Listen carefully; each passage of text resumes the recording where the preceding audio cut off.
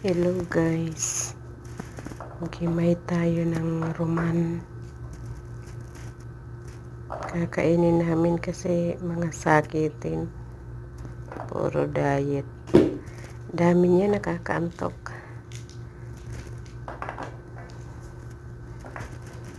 Katatapos ko lang magawa ng sambusa. Tapos ito naman, himay naman ng pomegranate. Masarap papakpakin habang nakaturo-tambay. Pinupukpok ko para madaling lumabas yung mga buto-buto. Madali matanggal pag ginaganyan ng kutsilyo.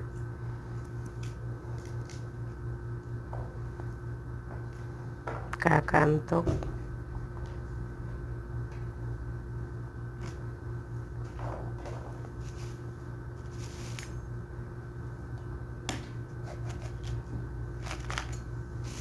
Ang gulo ng bahay namin kasi lilipat na kami sa bagong bahay. Luma kasi ang itong bahay na to. Mainit masyado. Pupunta na kami sa malapit sa school.